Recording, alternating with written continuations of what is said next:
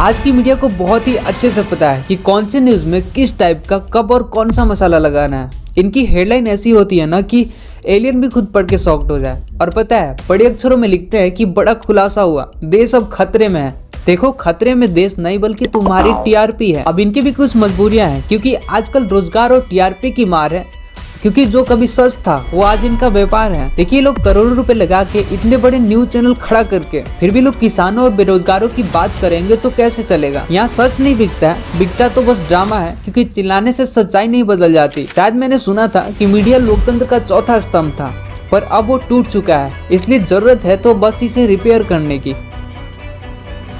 अगर किसी को पूरे देश के ओपिनियन पर कंट्रोल करना है तो उसके लिए तीन चीजें ही काफी है: न्यूज एजेंसीज, न्यूज़पेपर्स और टीवी चैनल्स। अगर इन तीनों पर कंट्रोल मिल जाए तो पब्लिक को किसी भी मुद्दे के सपोर्ट या फिर अपोज में खड़ा करना मुश्किल नहीं है। देखिए, पब्लिक खुद जाके ग्राउंड पे इन्फॉर्मेशन को वेरीफाई नहीं करती है, जो मीडिया के थ्रू बताया जाता है वो उसको ही मान लेती है। लेकिन अगर ये तीनों एक साथ मिल जाए और बोलना चालू कर दे कि आने वाले कुछ सालों में इंडिया सुपर पावर बन जाएगा, तो लोग ये डेटा को आरटीआई डाल के वेरीफाई नहीं करेंगे, बस ये मान लेंगे, क्योंकि मीडिया उनके लिए एक प्राइमरी सोर्स है। और इसी वजह से मीडिया को फोर्थ पिलर ऑफ डेमोक्रेसी भी कहा जाता है। हमारे देश की आजादी के टाइम पे मीडिया का रोल बहुत ही क्रूशियल था। महात्मा गांधी ने इंडियन ओपिनियन, नेहरू जी ने नेशनल हेराल्ड नाम से न्यूज़पेपर चलाया था। इनका मकसद था असल सच लोगों के सामने लाना और बताना कि ये जो गरीबी और गुलामी है ये लोगों की गलती नहीं है, बल्कि ब्रिटिश पॉलिसीज का रिजल्ट है। अगर उस टाइम पे मीडिया ब्रिटिशर्स के कंट्रोल में होती तो वो लोग यही समझा देते कि ईस्ट इंडिया कंपनी लोगों के लिए कितनी बेनिफिशियल है।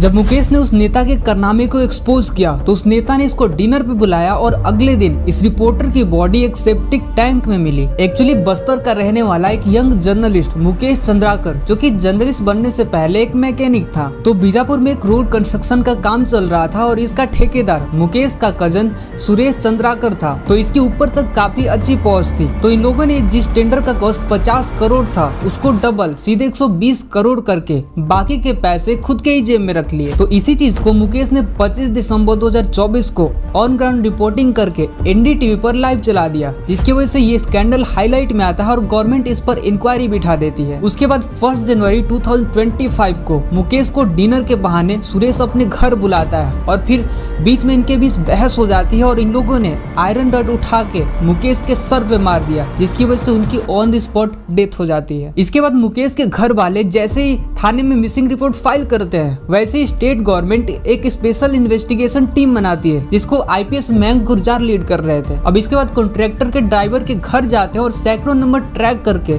300 से ज्यादा सीसीटीवी फुटेज खंगालते हैं। उसके बाद मुकेश चंद्राकर की बॉडी एक सेप्टिक टैंक पे मिली, जिसको ब्रूटली इंजर्ड किया गया था। फिर बाद में पोस्टमार्टम रिपोर्ट सामने आता है तो पता चलता है कि इनके सर, नेक बोन पर फ्रैक्चर था और रिब्स टूटी हुई थी, लिवर और हार्ट भी पंक्चर था। अब इसके बाद सुरेश और इसके रिलेटिव्स जो कि इसमें शामिल थे, इनको पुलिस पकड़ के सीधा जेल में डाल देती है और इनके सारे बैंक्स अकाउंट फ्रीज कर दिए जाते हैं। तो ये जितने भी लोग इसमें शामिल थे ना, इस सब पर भारतीय न्याय संहिता के हिसाब से धारा 61, 103, 238, 250 लगा दिया जाता है।